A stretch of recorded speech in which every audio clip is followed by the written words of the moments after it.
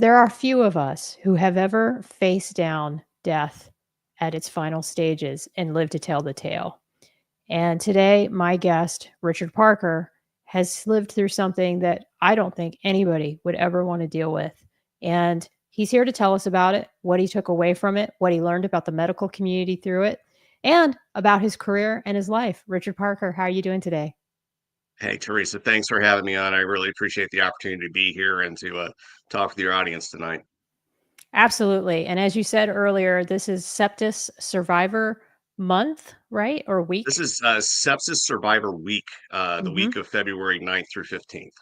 So, this is a perfect time to talk about this issue and educate people who might not know a lot about this condition and what happened to you. So, today we're talking to Richard Parker, a former college professor and dedicated public affairs officer in the United States Naval Reserve. But before we get started, I almost forgot, and later Evie would tell me, my virtual assistant, you didn't play your intro. Here's my intro from my dad, Charlie Pickard. From the moment we're born and lock eyes with our parents, we are inspiring others. By showing up as a vessel of service, we not only help others, we help ourselves. Welcome to S.O.S. Stories of Service, hosted by Teresa Carpenter. Hear from ordinary people from all walks of life who have transformed their communities by performing extraordinary work. And as I said, Richard Parker is a former college professor and a dedicated public affairs officer in the United States Naval Reserve. Commissioned in 2013 at the age of 43, he made the difficult decision to walk away from a successful academic career after facing opposition to his military service, and we'll talk about that. Over the next decade, he embraced every opportunity to serve on active duty, supporting the Navy's mission across the globe. But as I said, his greatest battle wasn't on the front lines, it was for his life. On January 30th, 2022, following complications from a routine medical procedure, he went into septic shock. His body began shutting down, and despite the tireless efforts of medical professionals, he nearly didn't make it twice. After 88 days in the hospital, losing 45 pounds and having to learn how to walk again, his recovery was nothing short of miraculous. And today he credits his survival to his wife's love, the prayers of many, and the grace of God. And despite this harrowing experience, he returned to active duty and stepping up to serve as public affairs officer for Navy Recruiting Command during one of its most challenging periods. And now back home in Nashville, Tennessee, he continues to serve the Navy Reserve while working on a new book with his wife about his 2022 struggles. We'll also be talking about his current book that is already on the market, which is Leadership Lessons from Monty Python and the Holy Grail, and is a story of his testament to resilience, service, and his unwavering faith. Tune in today and we'll talk deep about his incredible journey, time in academia, decision to serve, near death experience, and powerful return to duty. Welcome again, Richard. Thank you. So, I always ask my guests who are military, such as yourself, where were you originally born and raised, and what inspired you after all this time in academia to raise your right hand? Yeah, it's a great question. So I was born and raised in Marietta, Georgia, which is a suburb of Atlanta. I come from a military family, largely on my mother's side. All but my favorite uncle were in the Navy. My favorite uncle joined the Army, but we all make mistakes, I suppose. And Just a little fun from our Army friends out there. Yep.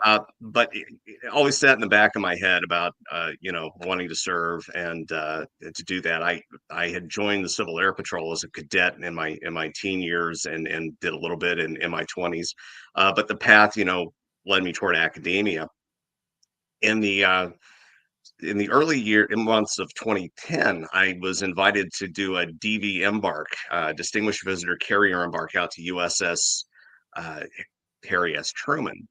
I had been a member of the Naval War College Foundation, due in large part to my status as a leadership studies fellow at Western Kentucky University when I was on faculty there, and had joined the Naval War College Foundation because that's one of the premier institutions in the country that studies leadership and ethics and things of that nature.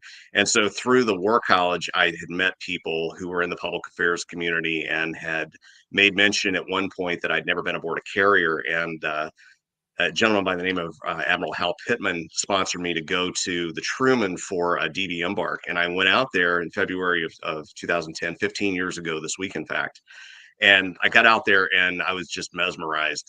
Just the excitement, the adventure, everything was just very inspiring. But I think that what really kind of just put the esprit de corps in me was the fact that I saw a bunch of young kids, people who were 18, 19, 20 years old that were slaving away on the flight deck, doing all these hard jobs in really brutal conditions. February in the North Atlantic is not a picnic by any means. And, these were the same age as my students. And they weren't complaining, they weren't whining, they weren't doing anything. They just had a sense of purpose, and that was very inspiring to me. And so I came back, and about 6 months after I returned, my mother passed away. She'd been fighting liver disease for a while, and she died 6 weeks shy of her 68th birthday. And I thought about that for a while, and I said, I don't want to hit 70 with a bunch of regrets hanging over my head. And I think the biggest regret I would have had would be had I had not at least tried to join the Navy. And everybody said, well, it's a long shot. You're 40. And it's you're creeping up on time. But so I put the package in, and I kept getting rejected on it, but I kept putting it back in. And so finally it got accepted, and I got an age waiver because I just turned 43 right before I swore in. But yeah, that was pretty much the story. Was I went on that DV embark and saw that, hey, I didn't know you that. better do this now while you got the chance, because if you don't do it, you're going to miss a great opportunity. What a success story. I had no idea that it was a DV embark that was, and for those of you that don't understand the Distinguished Visitor Program, that is a huge public affairs led program that we do. We do them on our small ships, but it's been our primary flagship is the aircraft carrier where we do them. And I've seen them on both ends. I've sent the academics and the business leaders out to sea from the headquarters commands at Pac Fleet. And then I've done what you did on the receiving end as a carrier PAO and hosted the distinguished visitors on board. And academics are always a big push that we try to get on board the warship. And to know that that is what inspired you to join is fantastic. I never don't think I ever thought about that as a public affairs officer, that I might be hosting somebody that was thinking themselves about being in the service. It's more about who they would influence or talk to about joining. Now, what did you teach in college? Was it related to So I taught a host of subjects. I started off when I was a doctoral student at the University of Alabama teaching media writing labs. So I taught things like journalism, advertising, public affairs, broadcast, copywriting, things of that nature. And then after I earned the PhD, I went on and taught courses in business communication and ethics and leadership. And then after I left Western Kentucky in 2005 and moved on to other colleges, I taught advertising, public relations, and a number of marketing courses. And then I taught an MBA class at my last college called Communications for Managers. So it was a lot of leadership communication that we taught in that course. Wow. So you had a public relations, media, journalism, academic career, and then you joined the reserves and as a public affairs officer. And tell me a little bit about your early reserve career. What were some of the notable tours that you did?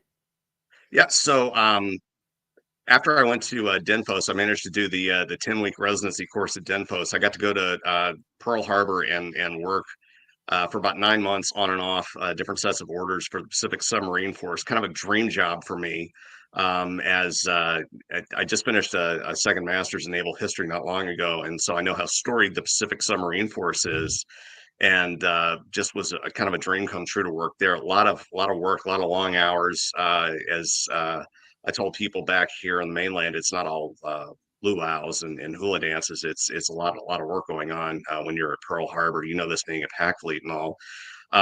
So And that was a big yeah. one. I was in Italy at Sixth Fleet for about 9 months in 2017. Also did some exercises as lead PAO in Ukraine at Exercise Seabreeze in 2016 in Odessa, and then on the island of Mauritius in 2017 for an exercise called Cutlass Express.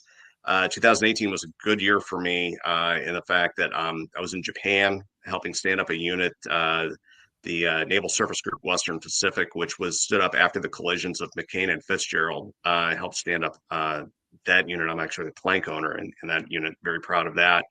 And then I was in Guam for a little while, at Joint Region Marianas, and then I did a NATO exercise in Norway. So it was a lot of stuff going on there. And then right before COVID hit, and actually it was during COVID, I was at NORAD and U.S. Northcom, where I think most people in reserve know that I helped run the NORAD Track Santa program for a couple of years there. Oh my gosh. So we're going to go back to the Track Santa because I love that program and I want to touch upon it. But first off, I want to let my audience know, I mean, now you've got two public affairs officers talking back and forth, and I know a lot about what he's talking about, but a lot of people don't understand about the reserve public affairs community. I'm active, Richard's reserve. The reservists get all the cool trips. I mean, they get a lot of the stuff that us active duty, we're the ones that have to be attached to the headquarters, or we have to stay back behind in the rear sometimes, and we don't always get sent to deploy. Whereas a lot of times we'll pull our reservists to go do all these fun exercises. And so because they always need more people than what we have people to provide. And so a lot of times if they can pull a reservist to go cover that exercise, then they've got a SME, a subject matter expert on the ground who can do media relations, who can do some of this public affairs work, especially when we're working with our NATO's partners and allies. Sometimes they don't have the capacity to provide a full-time public affairs officer. So that's where the reserves really make their money is on some of these exercises. Don't you agree? Well, absolutely. Then there are plenty of exercises that I wanted to do that just wasn't time to schedule me in, or I'd done my annual training for the year, and you kind of have to let go around. But yeah, there's a laundry list of exercises I know I would have liked to have done, and just wasn't able to do them. But yes, it's a great opportunity for people to get out there and help support the active duty component by being with these exercises and working with the partners and allies around the world. Yeah, absolutely. So tell us a little bit about the NORAD Track Santa program. That is the Department of Defense's largest public outreach program. It's been going on now since 1955. It happened by accident. The local Sears outlet in Colorado Springs printed an advertisement, I believe it's Christmas of 1955, to call Santa and find out where it was. And the number they printed was the watch floor for the old Continental Air Defense Command. And this young child dialed up the phone number, and an Air Force colonel named Harry Shoup picked up the phone and thought it was a joke at first, and then realized no, there was a young child on the phone really wanting to know where Santa Claus was. And so he asked to speak to the young girl's mother. We think it was a girl. It may have been a boy. I'm not entirely certain. And then he found out that, hey, Sears had misprinted the ad and put their phone number in. So he stationed an officer to answer the phone for the rest of the evening. And it so happened that's how the program got the start. But it's a huge effort, and it's a heavy lift for a lot of volunteers. When I did it in 2019, we had 1,500 volunteers that worked 20 hours on the 24th of December, answering phone calls, 2-hour shifts. We put 150 people per shift in the call center, answering calls around the world. And there's a big map of where Santa goes on its route. And there's a lot of corporate support from people like Microsoft and Verizon that help resources, but it's all volunteers, and it's a wonderful experience because the atmosphere in there is just electric and it's magical, and it's really great to bring joy to these kids.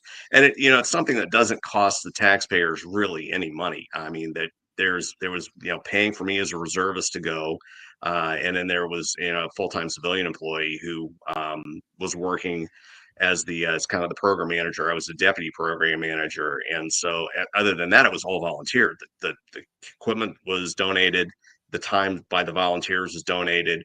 And, it's a huge thing. And at the same time, you get to educate the public about NORAD's 24/7, 365 no-fail mission of watching over the skies over North America and the waters around the United States and Canada to keep the homeland safe. So do they just publish a number that you can call? They open up a line, and then Yep. people and is it adults who call too? Is it just not kids anymore? It's adults, kids, a lot of people. It's mainly kids that call, but yeah, there are some adults that call, but yeah, there's a phone number to call. There's also a website. There's an app. Many ways to track Santa during NORAD. Track Santa on the 24th of December every year. I believe this year will be the 70th anniversary of NORAD Track Santa. Oh, that's so cool. I've heard of it. And I remember seeing your postings about it, but I didn't really understand how it worked. So are all the volunteers like in one room, or are they just pitched out to places and answer the phone remotely? How do they manage Well, that? Well, I mean, it was in one center when we did it in Mhm. 2019, and I understand they've moved to a bigger center now. And we did it during COVID as well in 2020, but it was a reduced size of Mhm. the staff that were there in the call center, of course, because we were still learning about COVID and keeping distance and things like that. But we set up on one center, and we had a bank of phones set up, and Verizon would work with us to get phone lines in through. The base and have it set up there at Peterson, now Space Force Base. I'm still trying to wrap my head around that because it was always Peterson Air Force Base to me. But yeah, there are people all together that are answering these calls. There's not too many people remote calls coming in, and then of course we work on a call with the White House where the president will speak and the first lady will speak and answer a couple of phone calls with kids that are wanting to know where Santa is. So that's been a tradition that's been going on for decades. That's amazing. That's so cool. That is so neat. I like I said, I'd heard of it, but I've never really researched it, and so I wanted to know a little more information about it. But that's thank you so much for that backstory. Very interesting. So you're going through your career, and tell me a little bit about where you were when you ended up falling ill. Like, where were you stationed? What was your job at the time? Kind of paint that picture of where you were. Yeah, so I had just gone on to 3-year recall orders to go to Navy Personnel Command in Millington, Tennessee. And I live in Nashville, Tennessee. Millington's just north of Memphis, so I was, not far from home. And I had gone on leave for Christmas and whatnot, and was getting ready to come back. And the night of Christmas Eve morning, Christmas, I'd gone out to eat and I got sick. I had had some pains in my side. I should back up a little bit.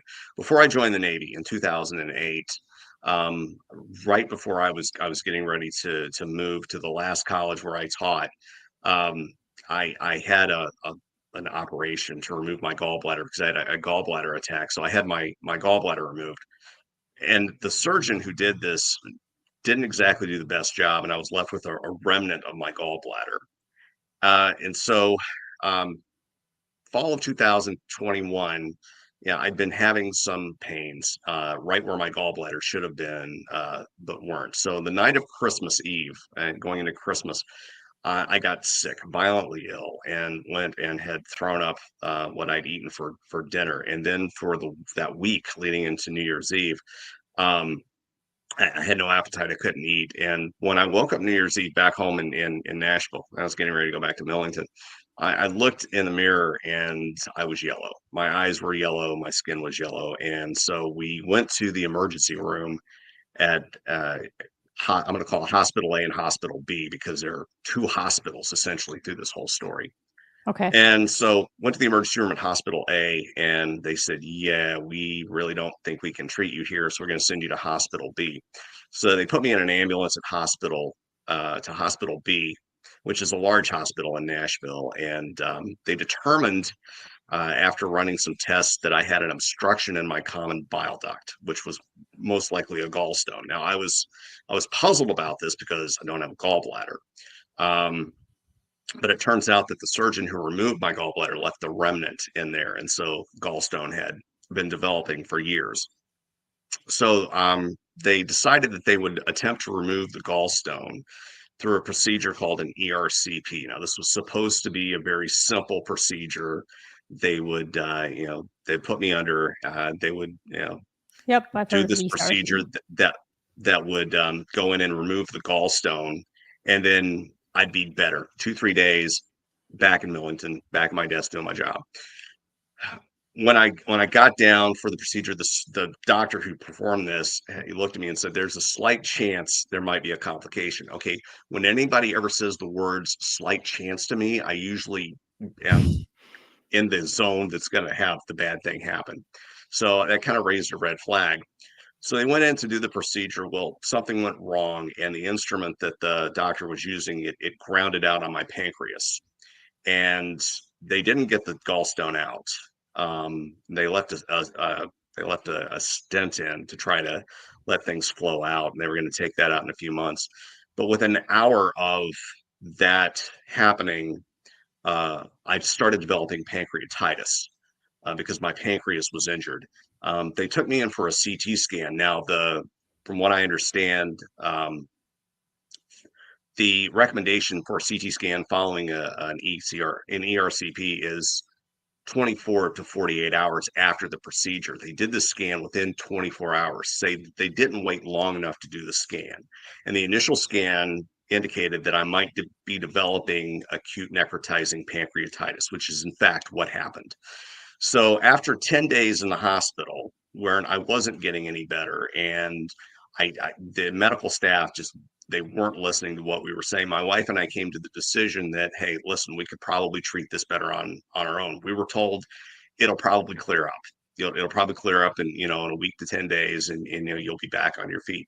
So after 10 days in the hospital, we figured But it would be hold on okay just a second. within. But they didn't remove the original stone, right? They didn't No, remove. no, So and how that could you comes into get better on your own without them that removing it? that comes into play later. Okay. That will come back into play later, I promise. Okay. Okay. So we went home, and I went in the hospital on New Year's Eve on the 2021, and on the 10th of January, I came home. And so while I was home trying to recover, I didn't have an appetite. As a matter of fact, the last full meal I ate was sometime in that week before I went in the hospital. It was breakfast that I'd eaten, and that would be the last full meal I would eat for months because I didn't have an appetite. And as we tried to recover at home, as things continued to progress, it was like taking one step forward and two steps backwards. I just was not getting any better. So the night of the 30th of January, that's when things started to crash. And sepsis is something that will happen to you very quickly. There are some symptoms. Reduced appetite was one. You have lightheadedness, or you have kind of a brain fog. You're lethargic. You have problems urinating. I wanted to go to the bathroom for hours and couldn't go. And so that evening, my wife and What I is lay down. sepsis? What can you explain what it is? Sepsis is well, most people know it as poisoning of the blood, but it's where infections really start to destroy your body. And so my pancreas had gotten to a point where it was dying. There was an infection surrounding my pancreas, and it was acute, and it was necrotizing, and it was not getting any better. And so we went to bed on the night of the 30th, and my wife was in the habit of taking my blood pressure, and she didn't get a reading. We thought the machine was malfunctioning. She tried it on her; it worked fine, but for me, it wouldn't get a reading. And then I was starting to develop a fever, and I thought to myself for a moment, let's sleep this off and see how it goes in the morning. And I think I laid in bed for what felt like about 40 minutes, and then I heard this voice in my head say, "Go now. If you do not go to the hospital now, you will not be here in the morning." I don't know where that voice was, but I heard it in my head just as plain as I'm talking to you. So I said to my wife, "Okay, let's go." So we got up, managed to get dressed, and I had trouble seeing straight. I saw just spectrum of colors again and whatnot. It still had this problem. Wanted to go to the bathroom, couldn't, and whatnot. We got to the hospital, and Hospital A was 5 minutes from our house, and so that was easy enough. We got in there. They took me in immediately, and when they got me in, my temperature was over 103. My pulse was over 200. I was having trouble breathing. They still couldn't get a blood pressure reading on me, and I did not hear the emergency room doctor say this to my wife, but he told my wife his pancreas is gone. We can't find it. They had done an ultrasound and they had no indication of it at all. So they said we're gonna have to transport him back to hospital B. And so the last thing the doc said to me there was, "You're a very, very sick man." So the ambulance came and took me back to hospital B. Now, to give you a sense of how urgent this was, I understand there were 70 people waiting for a bed in the ICU that night. I got bumped to the head of the line. Also, when I made the trip in New Year's Eve from hospital A to hospital B in the ambulance, it was 45 minutes on that first trip. The paramedics made it in 11 minutes when I went back. Wow. We arrived and there were no fewer than 20 people waiting for me when I got there. They determined that part of the problem that I had with urination, and they tried 4 times to put a catheter in and it failed all 4 times, was that I'd gone into kidney failure. And so, they had to put me under to put a Foley catheter in. And so I went under on the night of the 30th of January and woke up on the 1st of February in the ICU.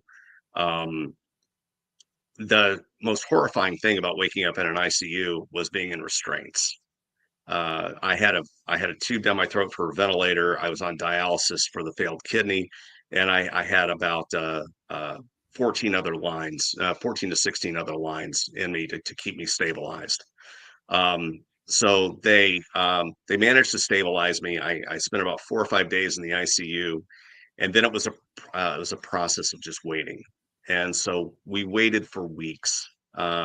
Waited for about 3 weeks before it got to a point where a surgeon, and this is a person I refer to in the book my wife and I are writing, is Trapper John. I named him after my favorite character on MASH, literally saved my life. He came in on the 20th of February and said, "Okay, you're having an operation. We're going to do pancreatic debridement." And so on the 22nd of February of 2022, they performed an operation that removed a good part of my pancreas. I don't know how much, because we don't know how much it really was, but I'm sure it was at least half of it. It was a good portion of my pancreas. During this time, I had not been able to walk. I still had no appetite. I had a feeding tube in me. And after that surgery, I had, I think it was 5 surgical drains that were still draining fluid. And those drains stayed in for a long time. I had one of the drains stayed in for about 3 months before it finally came out. And then after it came out, I continued to ooze fluid out of that wound for a considerable number of months. It wasn't until almost a year later when it finally stopped oozing altogether, which was worrying for a lot of times. So after recovering from the surgery and whatnot, they decided, okay, you need to go to rehab, because I hadn't walked in weeks. I mean, I was wasting away. I wasn't eating. I had my skin was peeling. I was getting bed sores, things like that. My hair was falling out. I'm surprised I didn't lose any teeth in the whole thing. I think my teeth were the one thing that came through it unscathed. So they sent me back to hospital A because I had an inpatient rehab facility there. That was probably the hardest part, having to go back to that hospital, because number one, a lot of the facilities at hospital B were not at hospital A. They had the inpatient rehab facilities where I could learn to walk again. But other things that were hard were in hospital B, my wife was able to stay with me, and she was with me constantly. She was there every step of the way. And my wife is super smart. She's a chemistry professor. She's really intelligent, and she could read things, and she could, have these discussions with the medical personnel, and often would be questioning them about why things were or were not done that a lot of people don't have. She was my best advocate during this whole time. But so she couldn't be with me except for 5 hours a day. And that was tough, because there were times when I really needed her there to talk with the medical people who just were unwilling to listen to me about things. I had a hospitalist who at one point, I think he resented either my being in the military, because he'd made a couple of snide remarks at one point about, being supposed to be tough because I was in the Navy or something. And then he also said that at one point that I did it to myself, meaning my condition was my own fault. Oh my And God. that was very hard to hear. And I had to tell him quite forcefully that no, this wasn't my fault, that this was done to me by another of his colleagues. Um, the rehab people weren't convinced I could walk again. They, they actually, put me on a walker, and I wanted to do more. I absolutely did not want to be on a walker. I wanted to the chance to Hmm. walk with something else. So I had a physical therapist come into my room on a Sunday and said, "What do you want to do today?" I said, "I want to walk with a cane." And she said, "Okay, fine." So she went and got me a cane, and we walked the floor. And when we got back, she said, "I didn't think you could do that." And I That's said, awesome. "Well, I'm determined."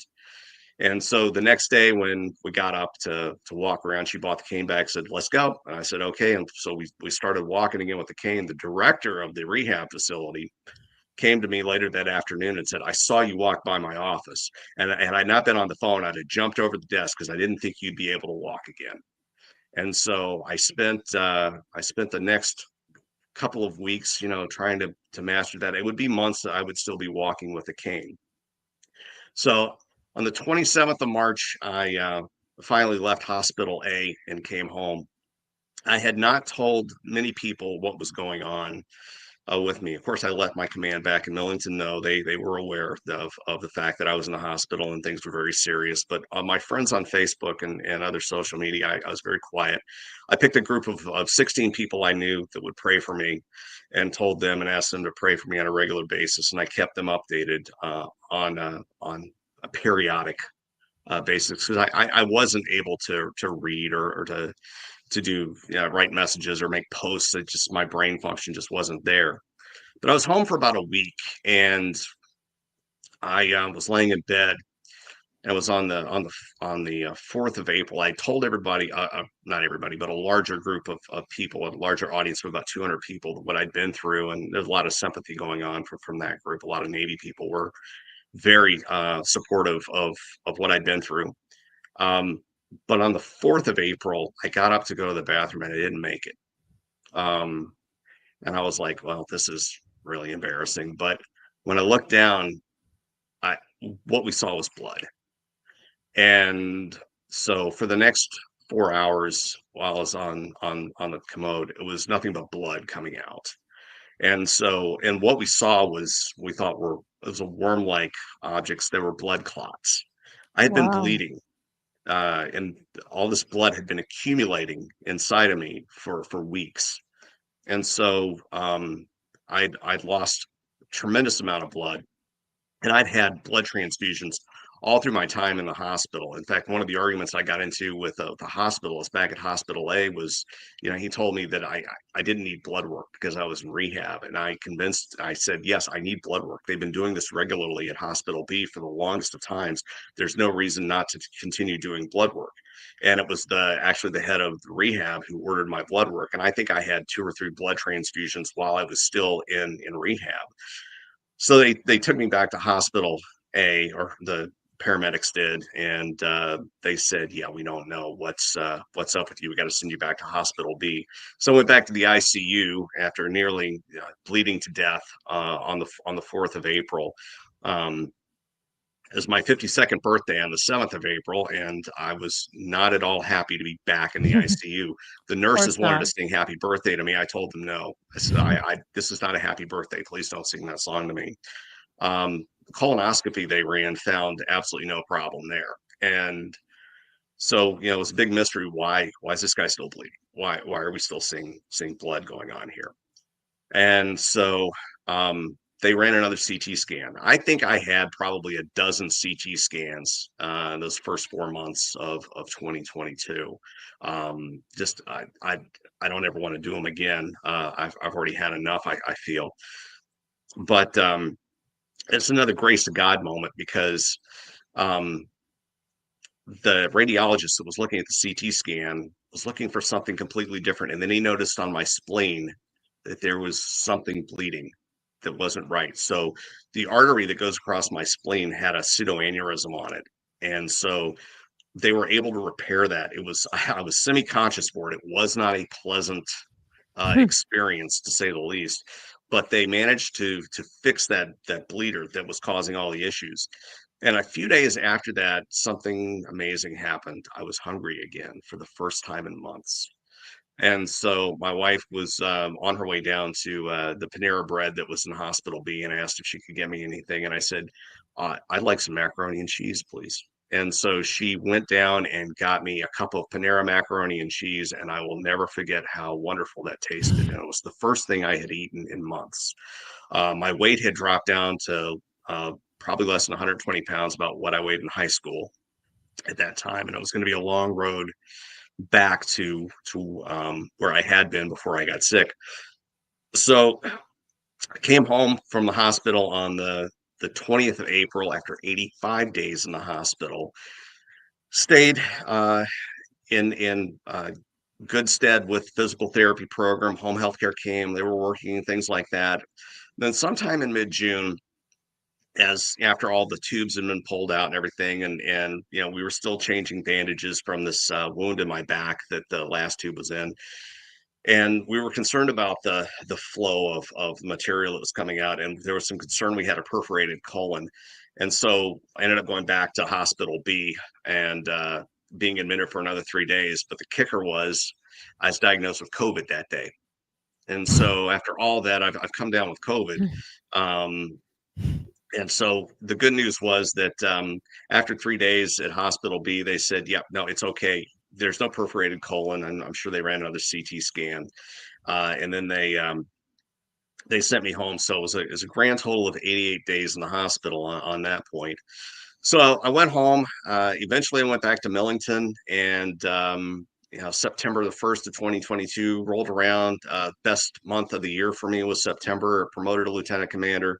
Had a great month all around. Was feeling great, and then the sun set on September 30th, and it was just a perfect day. And I just said, "Thank you, God, for a month that was wonderful." Then October hit, and all of a sudden, this pain came up in my side again. The same pain that I had felt months before. It was the gallstone that they had not gotten before. It was still in there. So did you know that? Did you know that it was not removed? No, I had no clue. We thought that it maybe had fleshed itself out because the stent had been left in for several months. But we had no clue to know. So when I saw my doctor at the hospital, at the base clinic there in Millington, he ordered me to go straight back to Nashville to my surgeon. He said, go see the surgeon, go now. And he worked it out with command and everything. And so I got back to Nashville, got into the surgeon the next day, miraculously. And he said, yeah, this is not what I do. He said, you need to go see a GI doc about this. And he wanted to send me back to the same GI group that screwed up the ERCP in the first place. And I was like, no, I'm not, I don't trust them. They're the ones that cause the infection in your pancreas, right? Exactly. Yeah. Okay. I'm like, I'm not going back. And so he recommended somebody else. And this was an older doctor. And when I heard that the recommended procedure was going to be another ERCP, I was mortified. I was like, I am not going through all of that suffering again. I mean, it was so bad in February of 2022, laying in the hospital every night when I closed my eyes. I would see my tombstone every night. My wife and I didn't know if I would live through the month of February. It was awful. And the pain that I was going through, I prayed to die 3 times. And I didn't. I don't want anybody to ever have to go through that type of suffering. And so I don't know what it was about this guy. I think it was the fact that he was a curmudgeon, and the fact that he was an older guy, and he had a bit of an edge to him, and I kind of liked that about him. But I something told me in my gut to trust him, and so he went in there in late October of 2022 and went into the ERCP, found the gallstone, crushed it, got it out. And then while I was in the hospital in February, my wife said, listen, I'm making plans for us to go to Hawaii for Christmas. And I said, okay. She said, I need you to be better for that. So we ended up recovering from the gallstone. Things started getting better. My weight was back up into the 140s, and we ended up going back to Hawaii for Christmas. Now I had to have another couple of ERCPs done to clear out stuff in the bile duct a couple of times in 2023. But the last bit of it ended in October of 2023. The surgery I had to remove part of my pancreas, I developed 4 hernias on the incision. And so I had to have hernia repair surgery. I lucked out. I got the best hernia surgeon in Nashville. She did her last operation on me before she retired. But it was a 3.5-hour procedure to fix 4 hernias. I have a 10 by 10 hernia mesh in me now. And so that's been kind of the struggle there, with regard to the physical part. But there's a mental part of this as well that goes along with it. You come close to dying, you come close to seeing that you might not wake up the next morning, and it's eye-opening. Tell me about that. What? Well, I mean, Yeah, for explain that a instance, little bit more. yeah, I mean, you learn very quickly that there are things that you might think are relatively important, and in the big scheme, are they really? Are they really that important that you you may have felt that someone didn't do something you thought was important? And it's, I don't know, I don't know that I'm explaining this properly. That's one of the things that I've noticed in my own time, is that I I tend to think about how I'm treating other people. And I think that one of the things I like to think about is, am I being as nice to people as I can be? Am I being as thoughtful? Am I being as considerate uh, as I can be? No day that we have is guaranteed. We're not guaranteed tomorrow's. One of the issues I've dealt with over the last 3 years is guilt. There are people I know, people I love, who didn't survive for various reasons. I had a dear friend in California who died of pancreatic cancer. And when I found that out, I was like, why her? Why not me? Mhm. One of my shipmates, who was checking on me on a regular basis when I was sick, suddenly passed away, unexpectedly. Big loss to the Navy Reserve community. His name was Kevin West. I said for a long time, why did Kevin have to go? I mean, I came so close. So, you think about that. You think about why you're still here, and what can you do, and what can you do to make your time count? I don't know. Does that make That sense? makes absolute sense. I think about it all the time. I mean, that's, one of the things that I think about when it comes to how I'm going to spend the rest of my life post-military, and what are the ways I'm going to try to make a difference, try to be of service. This show is one of them. I'm trying to get involved in other organizations that I think align with my values, where I think I can hopefully make somewhat of an impact. But absolutely, um, I think that many of us, I know I do, we get very bogged down by like you said, the day to day, and if we're treating people okay, or if we think we've perceived a wrong being done to us. Those kinds of things can really eat up your bandwidth. And sometimes when something like this happens, I think we start to focus in on what really matters. Well, yeah, and I mean, it's not escaped me that I'm extremely lucky. Everybody says, you're still here for a reason. You've lived for a reason. I'll share some statistics with you I being a former professor, I like to look at statistics every now and then. But the 4-year survival rate for people who have gone through septic shock is, according to some studies, only about 25%. So I'm in year 3. Of course, I worry a lot about, hey, what happens if I get sick again? I know that I never want to go back to a hospital. I get a little nervous every time I walk into my doctor's office, thinking, is he going to send me to the hospital for something? And am I going to get out? I know for certain I don't want to die in a hospital. I would, if I get a cancer diagnosis, I am absolutely firm that I do not want to go through that again. I will say though that when I had my hernia surgery, they did perform that at the cancer center of Hospital B, and that was a wonderful place. I was really impressed at how nice of a facility and how great everybody was there. Um, the fact is that 80% of sepsis cases also happen outside of hospitals, but it's the third leading cause of death in hospitals. The people who've had Wow. sepsis, and the survival rate, after 1 year for people that have had septic shock, according to a National Institute for Health study, is only about 30%. So the fact that you make it past past 1 year is good. But for people who've had abdominal sepsis like I had, the mortality rate for people who die from that, it's about 72%. So most people So, die.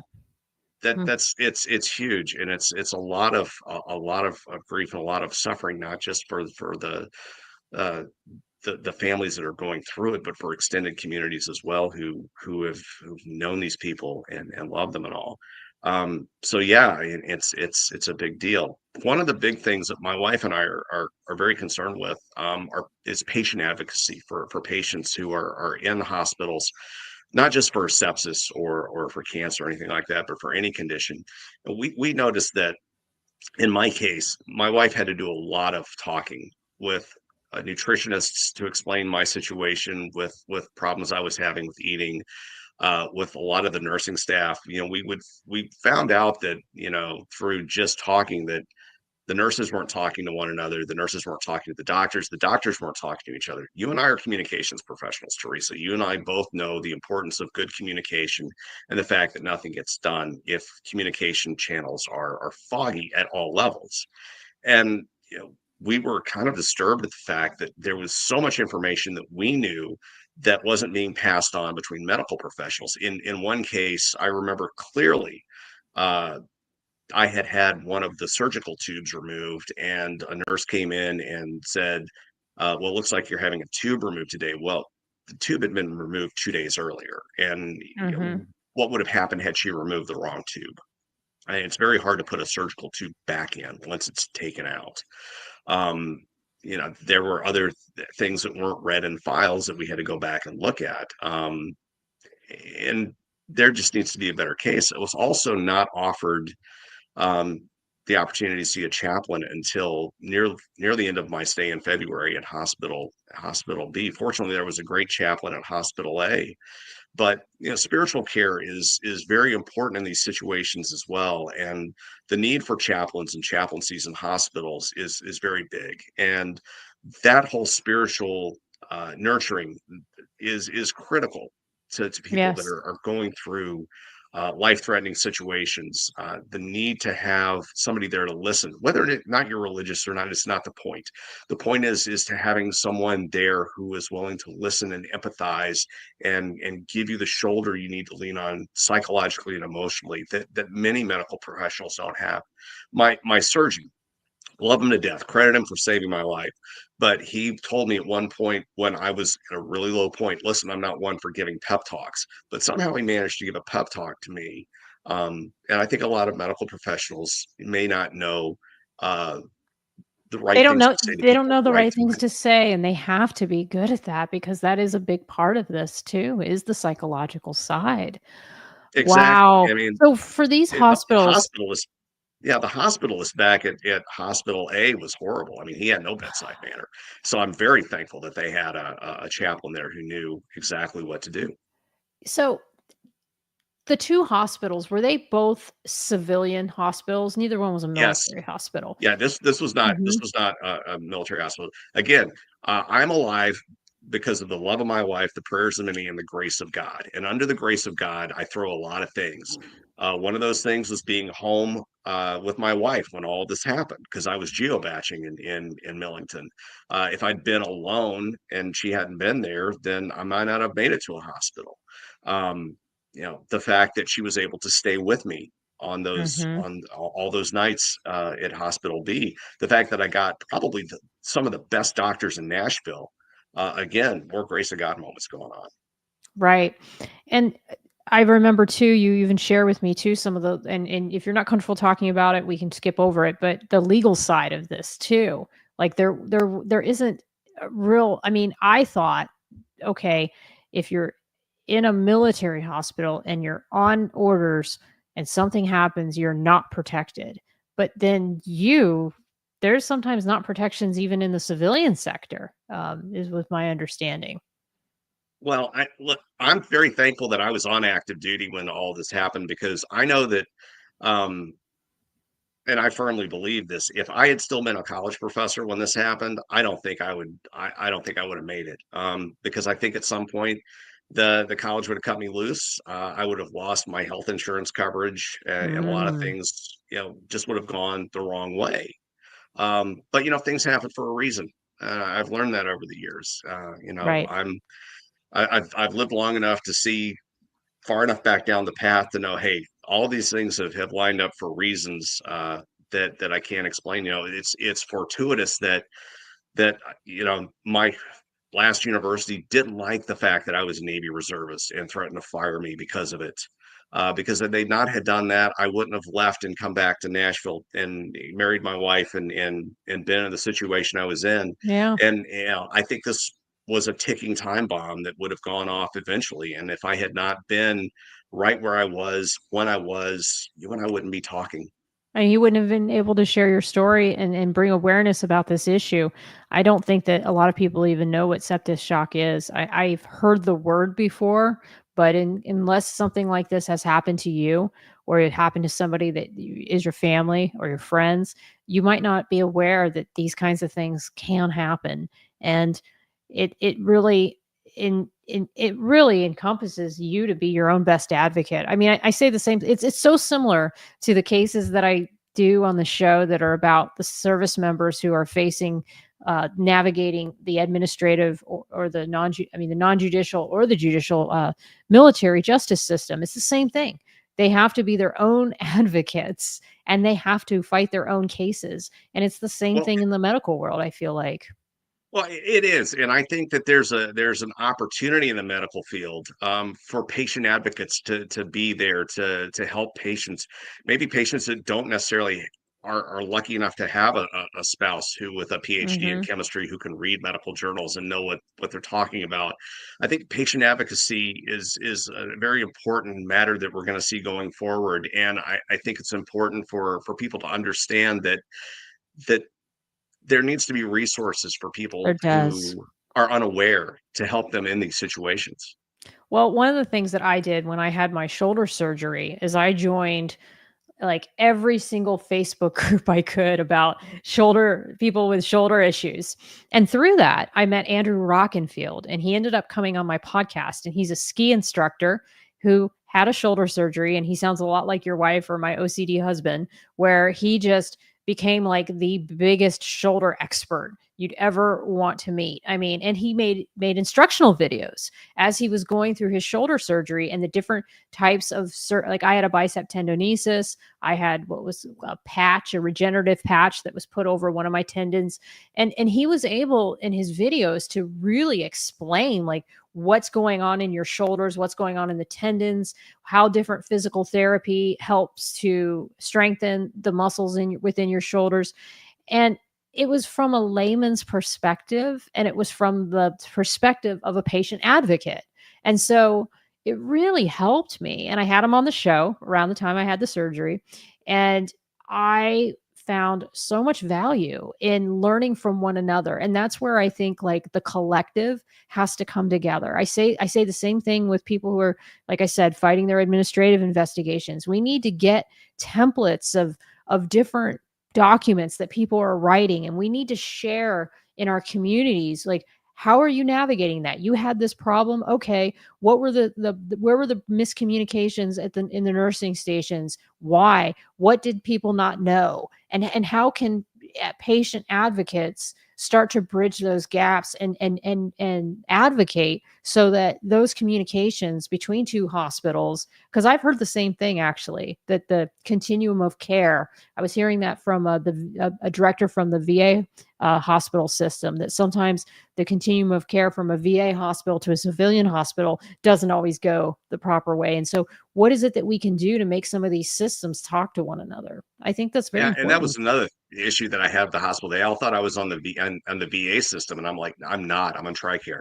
And Mm, they think anybody who's military is automatically going through the VA. And they were saying, well, let's see if the VA is going to approve this. And I'm like, the VA is not involved in this. You have to talk to TRICARE about it. That was another mhm. misapprehension. But then again, you and I could probably do a total podcast on what the civilian world does not know about the military. Oh yeah. I mean, I'm about to enter that good old civilian world. It's funny because I've never been an adult civilian other than when I was 18 and 19 years old. And now what, nearly 30 years later, I'm going to go back and be that civilian again. And it's going to be interesting to be out of this military world and see exactly what you're talking about, like the lack of awareness. Now, the good news is that I am retiring in a place that does have quite a number of veterans and military. So hopefully that transition will be smooth. But what a story, Richard. And I'm so honored that you chose my podcast as the place to really unpack this. What is it that you think you want people to take away from your experience? What would you say are like the top 2 or 3 lessons or takeaways that you took from going through this? Well, the first thing is pay attention to signs, warning signs that come up if you may have sepsis, if you've been sick. Understand that if your blood pressure is low, if you're running a fever, if you've got a higher heart rate, don't just ignore that. If you feel like there's an opportunity, if you feel like there's a need, go to a hospital. Don't take a chance. Don't just think I'm going to sleep it off and get better in the morning, because there may not be a morning for you to wake up. I've heard so many stories of people who did that, who said, "I'll just sleep it off," and then their loved one said, "Yeah, they were gone the next morning." So there's that. Second thing I would recommend is understand what's happening to you in the hospital, and if you can't understand that, get somebody who can understand that for you. I mean, my wife was there to explain to me things that were happening that I didn't understand at times, because I just wasn't lucid enough to um to follow through. And the other thing is that, hey, nutrition matters. One of the worst things that I went through in the hospital was my potassium levels went into the floor, and I had to have potassium intravenously, and that's awful. I don't recommend. It'll tear your veins up. They had problems for months after I had potassium intravenously, trying to draw blood or put an IV line or anything like that, because all my veins had been torn apart due to the potassium. So I would, nutrition is important. So taking care of your health and your nutrition is paramount. I eat healthier now than I ever have before, in large part because of all this, and I'm more nutritiously aware of things. Wow. Well, thank you. And so to close out the call, let's talk a little bit about this book, and then we'll Ah, transition to what your project is now. yes. So, leadership lessons from Monty Python and the Holy Grail is kind of a labor of love. When I taught leadership communication in my MBA class, my students thought I was nuts because I would show them clips from Monty Python and the Holy Grail to demonstrate or to illustrate points in the readings that were kind of dry and academic that we were doing. But there are practical lessons in there that go beyond the academic that a lot of people can gain. And you don't have to have seen Monty Python and the Holy Grail to appreciate some of the lessons that are in there. It's a short book. I wrote it so you could read Very it on a short. cross country flight. It's an audio book. It's a couple of hours long. But I will share with you 2 lessons that are I think are important. I think a lot of people can relate to if you've seen the movie. Probably one of the most famous scenes is when King Arthur approaches the Black Knight, and they get into this fight in the woods, and the Black Knight thinks he's invincible, and Arthur chops his arms and legs off and leaves him as a limbless stump torso in the forest who's probably going to die. And my lesson from that is know when to quit. Don't end up losing all of your limbs and being just a limbless torso left to the elements. The other is the longer I've gone on thinking about it, the more I really appreciate this lesson. And there's a scene in the movie where John Cleese, who plays a character called Tim the Enchanter, uh, takes King Arthur to this cave that's supposed to tell him where the Holy Grail is, and he says, "But there's a horrible creature there that will kill you all." And they don't. They're like, okay, they're really scared, and they get there, and there are all these bones in the field, and this little tiny white rabbit comes out, which is on the cover of the book, and the rabbit proceeds to kill a bunch of King Arthur's knights, and Tim the Enchanter leaves them laughing at them and whatnot. And the lesson there is, hey, listen to the experts when they try to tell you there's an issue.